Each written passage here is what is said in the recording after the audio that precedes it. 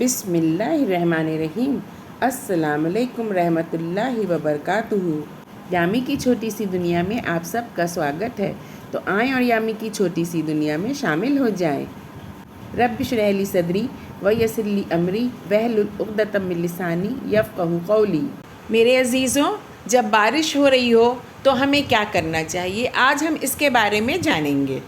بارش اللہ سبحانہ وتعالیٰ کی رحمت ہے، اور جب بارش ہو رہی ہو تو ہمیں دعائیں مانگنی چاہیے، کیونکہ ہمارے پیارے نبی صلی اللہ علیہ وسلم نے فرمایا، دو چیزیں ہیں جو رد نہیں ہوتی، اذان کے وقت کی دعا اور بارش ہوتے وقت کی دعا۔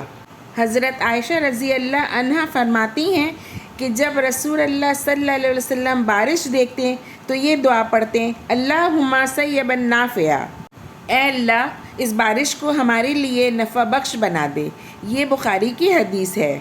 تو بارش کے وقت کی دعا رد نہیں ہوتی، اور ہمارے پیارے نبی صلی اللہ علیہ وسلم نے اللہ سبحانہ تعالیٰ سے یہ دعا کی کہ اے اللہ اس بارش کو ہمارے لیے نفع بخش بنا دے، کیونکہ بارش تو اللہ کی رحمت ہے اور ہمیں نفع پہنچاتی ہے، لیکن بعض اوقات بارش بہت زیادہ ہو جاتی ہے تو زحمت بن جاتی ہے، فصلیں تباہ ہو جاتی ہیں، جان و مال کا نقصان ہوتا ہے، آندھیاں چلتی ہیں، طوفان آتا ہے، سیلاب آتا ہے۔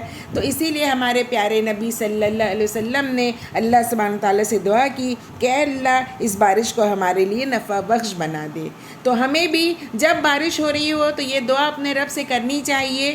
چھوٹی سی دعا ہے، اللہم صیبا نافعا، بہت چھوٹی سی، بہت مختصر سی دعا ہے، اسے یاد کر لیں، کیونکہ ہمیں رسول اللہ صلی اللہ علیہ وسلم کی دعائیں یاد کرنی چاہیے، اور یہ دعائیں اپنے رب سے ہمیں کرنی چاہیے۔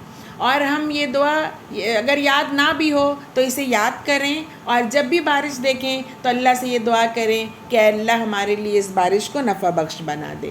اور اگر کبھی بارش بہت زیادہ ہو رہی ہو اور بارش بالکل نہیں رک رہی ہو تو بھی ہمیں اپنے رب سے دعا کرنی چاہیے۔ بخاری اور مسلم کی حدیث ہے کہ جب بارش بہت زیادہ ہونے لگے تو یہ دعا پڑھیں، اللہم حوالینہ ولا علینا، اللہم علی الاکامی والزرابی ویتون الاودیاتی ومنابت الشجر۔ اے اللہ اب ہمارے ارد گرد بارش برسا، ہم سے اسے روک دے، ٹیلوں، پہاڑوں، پہاڑی وادیوں اور باغوں کو سیراب کر۔ تو زیادہ بارش ہونے پر ہمیں اپنے رب سے یہ دعا مانگنی چاہیے تاکہ اللہ سبحانہ تعالیٰ بارش کو روک دیں اور کچھ زیادہ نقصان نہ ہو۔ ہمارے پیارے نبی صلی اللہ علیہ وسلم نے ہمیں ہر موقع کی دعا بتائی ہے کہ ہمیں کب کس وقت کیا دعا کرنی چاہیے، اپنے رب سے ہم کس طرح آئی ہوئی آفات کو ٹال سکتے ہیں۔ ہمیں ہمارے پیارے نبی کی حدیثوں سے ہر موقع کی دعا کا پتہ چلتا ہے، تو ہمیں چاہیے کہ ہم ان دعاؤں کو یاد کر لیں، اور جب جیسی ضرورت ہو، جیسا موقع ہو، اس دعاؤں کا اہتمام کریں، اپنے رب سے دعائیں مانگیں اور اپنے رب کو ان دعاؤں کے ذریعے راضی کریں۔ حضرت عائشہ رضی اللہ عنہ فرماتی ہیں جب آندھی وغیرہ کے آثار پیدا ہوتے تو رسول اللہ صلی اللہ علیہ وسلم کا رنگ بدل جاتا، نہایت پریشانی میں کبھی اندر آتے اور کبھی باہر جاتے۔ جب بارش برسنے لگتی تو آپ خوش ہو جاتے۔ ایک دفعہ میں نے اس کی وجہ پوچھی تو آپ صلی اللہ علیہ وسلم نے فرمایا، میں اس لیے پریشان ہوتا ہوں کہ کہیں یہ بادل قوم عاد کی طرح نہ ہو جائے، کہ جب انہوں نے بادل کو اپنی طرف آتے دیکھا تو کہنے لگے یہ بادل ہم پر بارش برسائے گا، حالانکہ وہ ان کے لیے عذاب کا باعث بن گیا۔ اسے مسلم نے روایت کیا ہے۔ اور آندھی دیکھ کر ہمارے پیارے نبی صلی اللہ علیہ وسلم یہ دعا پڑھتے تھے، اللہم انی اسألک خیرہا وخیر ما فیہا وخیر ما ارسلت بہ واعوذ بک من شرہا وشر ما فیہا وشر ما ارسلت بہ۔ اے اللہ میں تجھ سے سوال کرتا ہوں کہ اس کی خیر کا، اور جو اس میں ہے اس کی خیر کا، اور اس کے ذریعے جو بھیجا جائے اس کی خیر کا، اور میں تجھ سے پناہ مانگتا ہوں اس کے شر سے، اور اس شر سے جو اس میں ہے، اور اس شر سے جو اس کے ذریعے بھیجا جائے۔ یہ بھی مسلم کی روایت ہے۔ تو ان دعاؤں کے ذریعے ہم بارش سے ہونے والی ناگہانی آفات سے بچ سکتے ہیں۔ تو ہمیں چاہیے کہ ہم ہر موقع پر جس سے ہمیں ڈر ہو کہ ہم پر عذاب ہے تو ہم اپنے رب کی سے دعائیں کریں، اپنے رب کو راضی کریں۔ ہمارے پیارے نبی نے تو ہمیں خیر کی ہر بات بتائی ہے۔ ہمیں ہمارے پیارے نبی کی حدیثوں سے ہر چیز کا پتہ چلتا ہے، ہر موقع کا پتہ چلتا ہے کہ ہمیں کب اور کیا کرنا چاہیے۔ یوں تو بارش رحمت ہے، اور ہمیں اپنے رب کی اس رحمت سے پورا فائدہ اٹھانا چاہیے۔ بارش کا پانی بہت بابرکت ہے، اس میں نہانا مسنون ہے۔ انس رضی اللہ عنہ فرماتے ہیں کہ ایک دفعہ ہم رسول اللہ صلی اللہ علیہ وسلم کے ساتھ تھے کہ بارش ہونے لگی، تو آپ صلی اللہ علیہ وسلم نے اپنے اوپر کا کپڑا اتار دیا اور یہاں تک کہ آپ پر بارش پڑنے لگی۔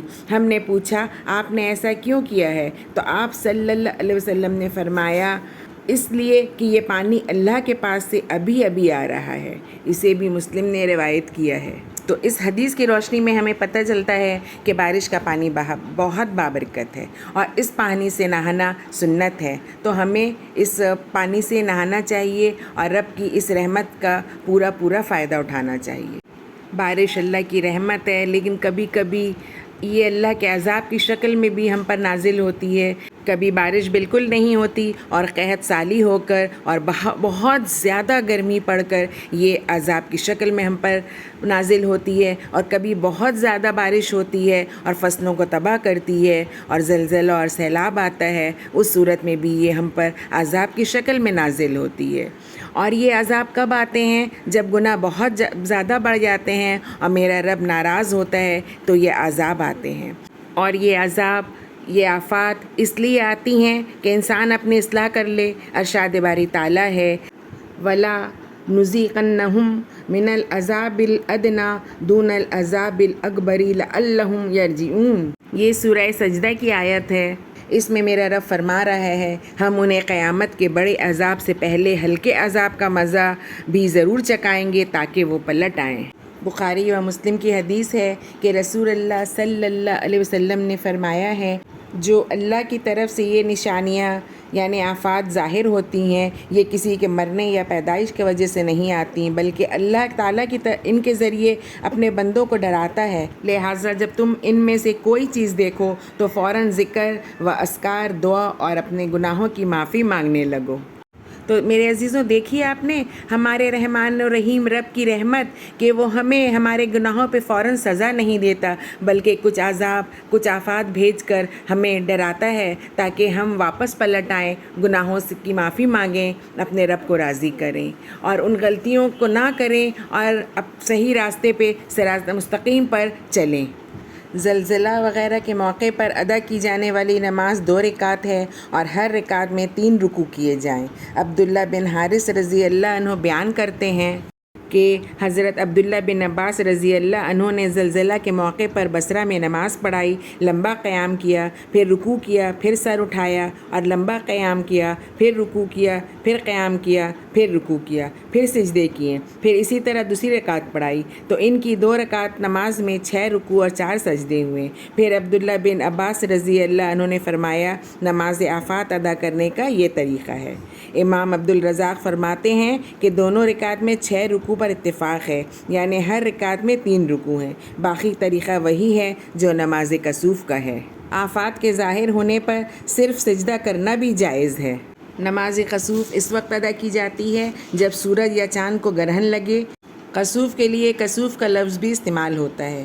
بعض نے ان میں فرق کیا ہے کہ سورج گرہن کے لیے کسوف اور چاند گرہن کے لیے کسوف کا لفظ استعمال ہوتا ہے، لیکن قرآن و حدیث میں دونوں لفظ ایک ہی چیز کے لیے استعمال ہوئے ہیں۔ سورج اور چاند کو کسی کے پیدائش یا موت کی وجہ سے گرہن نہیں لگتا، یہ اللہ کی نشانیوں میں سے ہیں، ان کے ذریعے وہ اپنے بندوں کو ڈراتا ہے۔ رسول اللہ صلی اللہ علیہ وسلم نے فرمایا ہے شمس و قمر اللہ کی نشانیوں میں سے 2 نشانیاں ہیں، انہیں کسی کی موت یا پیدائش پر گرہن نہیں لگتا۔ دراصل اللہ تعالیٰ ان کے ذریعے اپنے بندوں کو ڈراتا ہے کہ جو ذات انہیں عارضی طور پر بے نور کر سکتی ہے وہ انہیں مستقل طور پر بھی بے نور کرنے پر قادر ہے۔ اسے بخاری اور مسلم دونوں نے روایت کیا ہے۔ جب کبھی گرہن لگے تو اس وقت فوراً ذکر، نماز، صدقہ، دعا اور استغفار میں مصروف ہو جانا چاہیے، کیونکہ ہمارے پیارے نبی صلی اللہ علیہ وسلم نے فرمایا ہے جب تم گرہن دیکھو تو اللہ کا ذکر کرو، تکبیرات کہو، نماز ادا کرو اور صدقہ دو۔ اور ایک دوسری روایت میں ہے کہ اللہ کے ذکر، دعا اور توبہ و استغفار میں مصروف ہو جاؤ، یہ مسلم کی روایت ہے۔ گرہن ختم ہونے تک نماز اور دعا میں مشغول رہنا چاہیے۔ رسول اللہ صلی اللہ علیہ وسلم نے فرمایا جب گرہن دیکھو تو نماز ادا کرو، اللہ سے دعائیں کرو حتیٰ کہ گرہن ختم ہو جائے۔ گرہن لگے تو نماز باجماعت کا اعلان کیا جائے، حضرت عبداللہ بن عمر رضی اللہ عنہ فرماتے ہیں رسول اللہ صلی اللہ علیہ وسلم کے عہد میں سورج کو گرہن لگا تو نماز باجماعت کا اعلان کیا گیا۔ نماز کسوف میں مرد، عورتیں اور بچے سب کو جمع ہونا چاہیے۔ حضرت اسماء رضی اللہ عنہ فرماتی ہیں سورج کو گرہن لگا تو میں عائشہ رضی اللہ عنہ کے پاس آئی تو دیکھا کہ لوگ نماز ادا کر رہے ہیں اور عائشہ رضی اللہ عنہ بھی نماز پڑھ رہی ہیں۔ اسے بخاری نے روایت کیا ہے۔ نماز کسوف کی 2 رکعت ہیں جنہیں پڑھنے کا طریقہ یہ ہے کہ اللہ اکبر کہہ کے کھڑے ہوں اور لمبا قیام کریں، پھر سورہ بقرہ کی مساوی قرأت کریں، پھر لمبا رکوع کریں، پھر دوسری مرتبہ قیام کریں جو پہلے قیام سے ذرا چھوٹا ہو، پھر رکوع کریں جو پہلے رکوع سے ذرا چھوٹا ہو، اور پھر کھڑے ہوں، پھر 2 سجدے کریں۔ یہ 1 رکعت ہوئی۔ اسی طرح دوسری رکعت پوری کریں۔ اسے بخاری اور مسلم نے روایت کیا ہے۔ نماز کسوف میں جہری قرأت کی جائے گی۔ حضرت عائشہ رضی اللہ عنہ فرماتی ہیں نبی اکرم صلی اللہ علیہ وسلم نے نماز کسوف میں جہری قرأت کی۔ ہر رکعت میں 3 اور 4 رکوع کرنا بھی جائز ہے۔ اسے مسلم نے روایت کیا ہے۔ نماز تب ختم کرنی چاہیے جب گرہن ختم ہو جائے۔ نماز کسوف میں ہاتھ اٹھا کر دعا کرنا بھی ثابت ہے۔ عبد الرحمن بن سمرہ رضی اللہ عنہ فرماتے ہیں میں نبی صلی اللہ علیہ وسلم کے پاس آیا تو آپ صلی اللہ علیہ وسلم نماز کسوف پڑھ رہے تھے۔